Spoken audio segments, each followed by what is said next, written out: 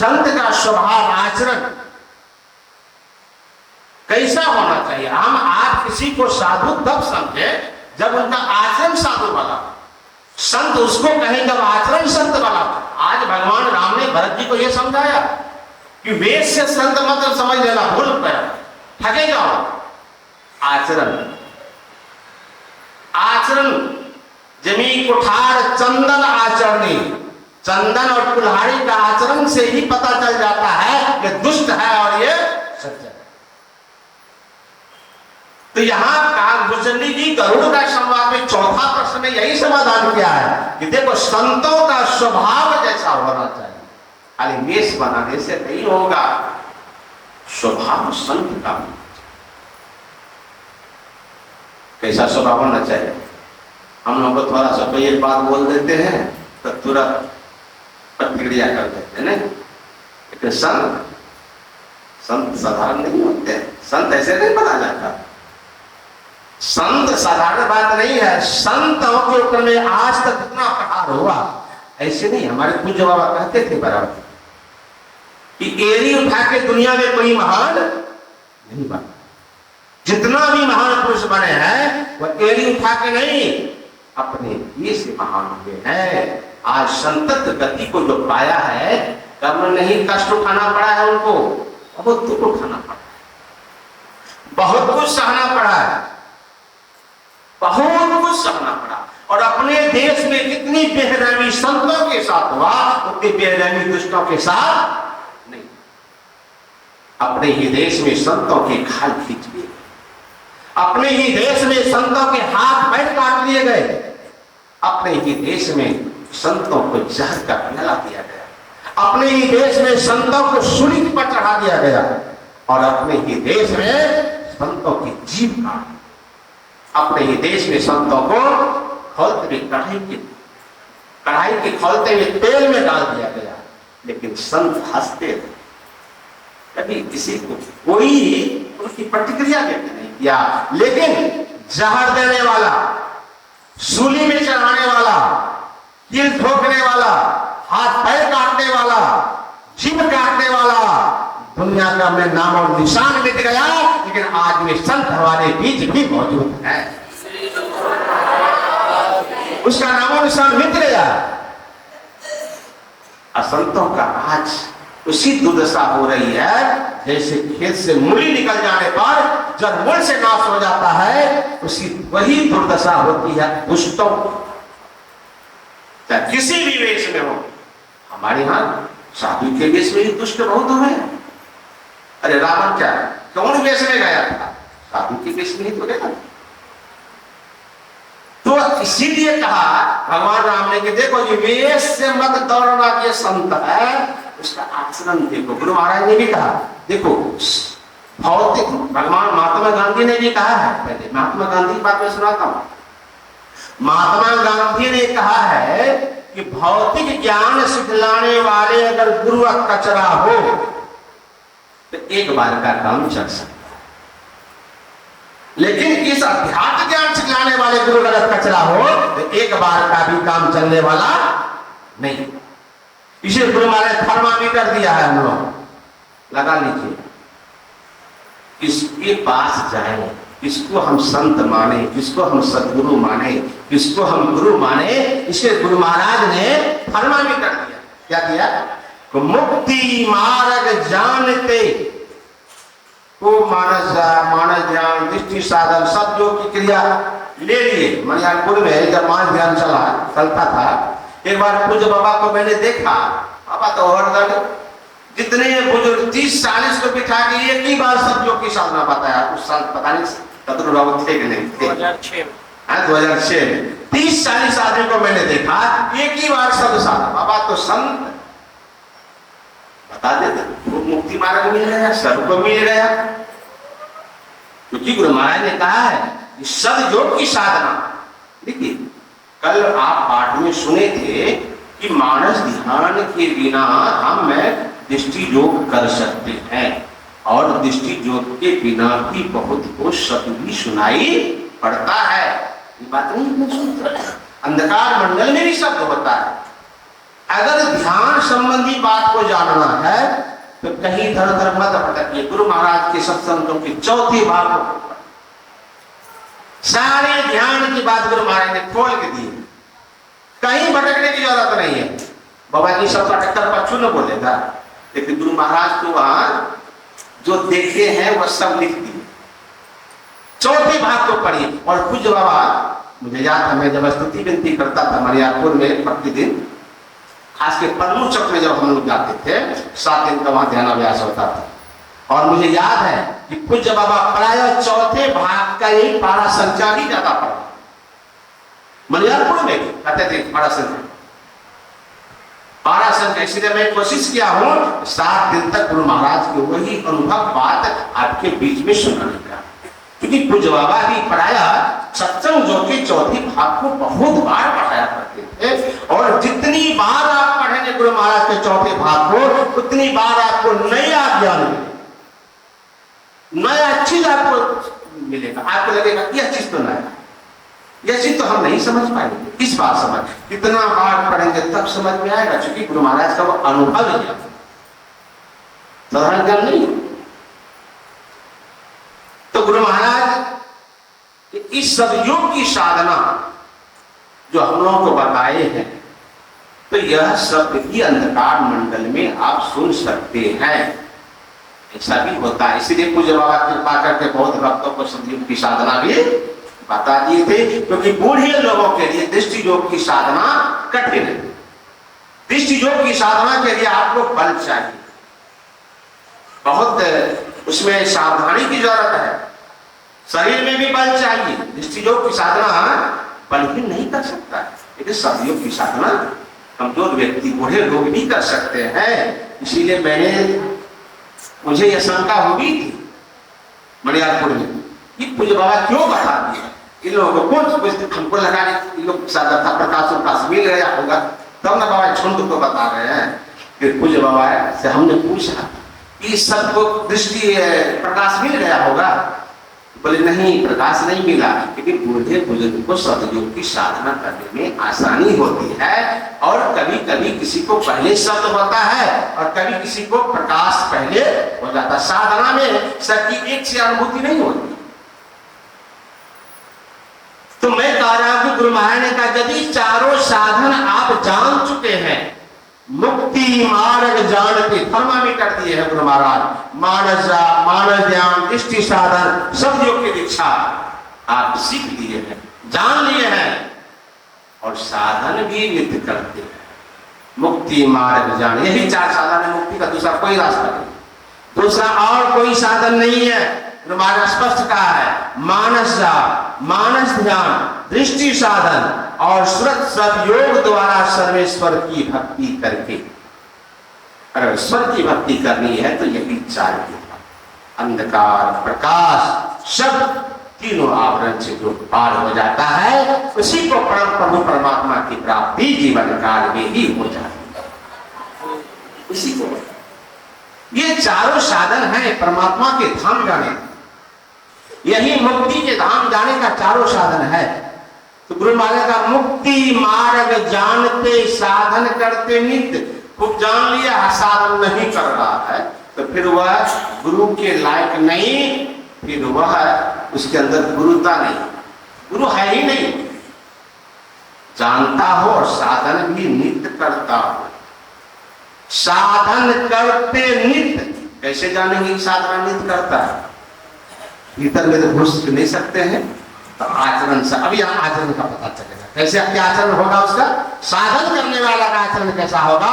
साधन करते नित्य जो सतचित जग में, उसका चित्त एकदम सत्य होगा। कभी झूठ, प्रेम, लंग फंग, छल प्रपंच, दाव पेच उसके दिल से निकल जाए। साध सतचित, हम कभी भी वह असत का व्यवहार नहीं करेगा, सतचित से जग में रहते।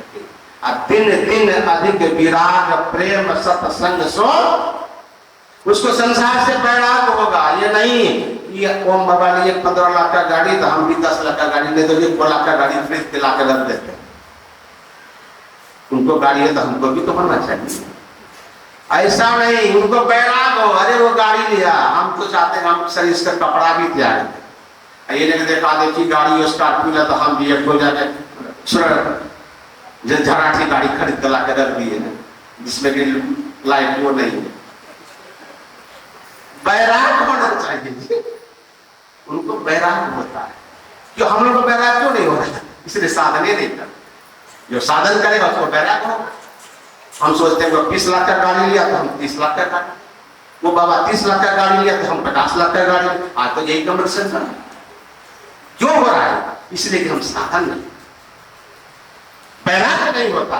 बैराग तो नहीं होता है कि हम साधना नहीं करते। साधना की बात तो करते लेकिन साधन करते नहीं। जो साधना करेगा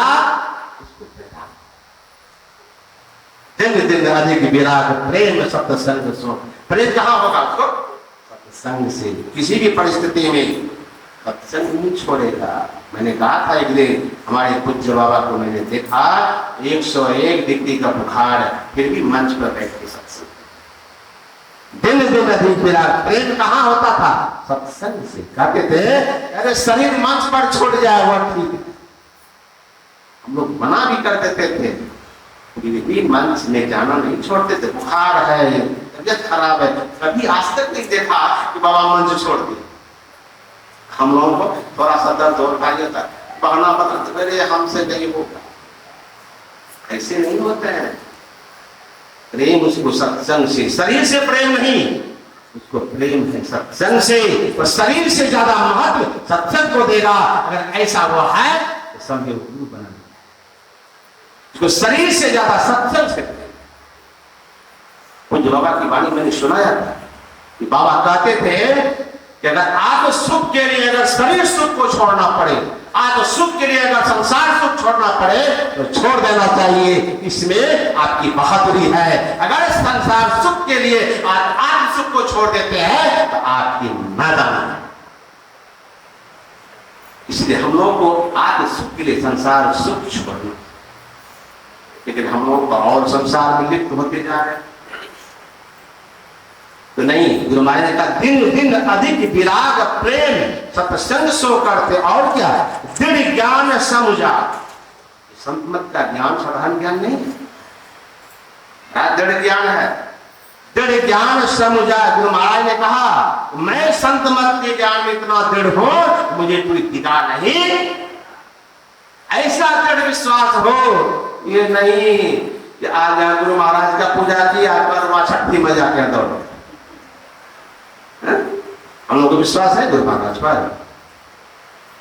भगवान हमारे कवि साहब ने कहा 100 वर्षा भक्ति करे एक दिन पूजे जान, स्व अपराधी आत्मा परे 84। एक दिन भी अगर अन्न की भक्ति कर लिए तो आपको 84 जन्म।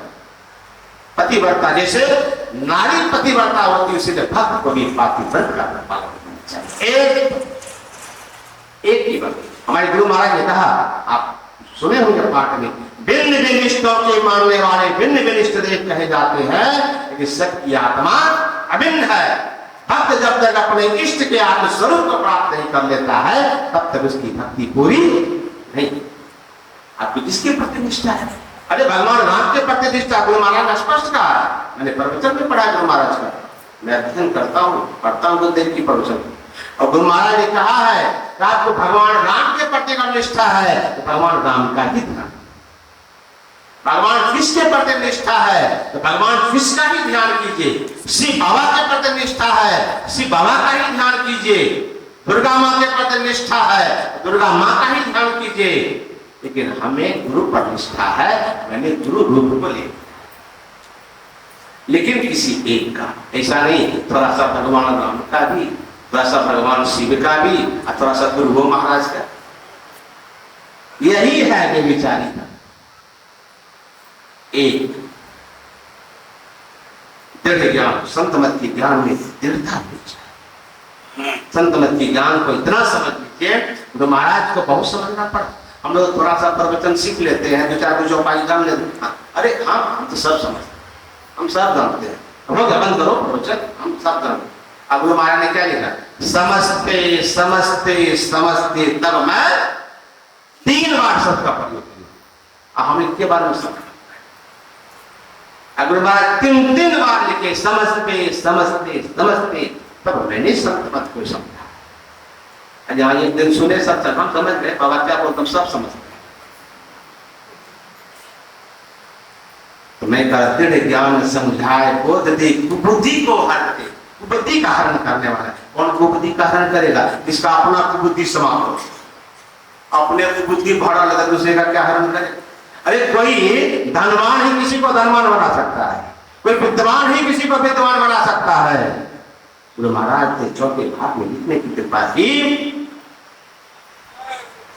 गुरु भी अपने शक्ति से शिष्य के अंदर में आध्यात्मिक ज्योति जला सकता है, जिसके अंदर शक्ति मिल जाती है।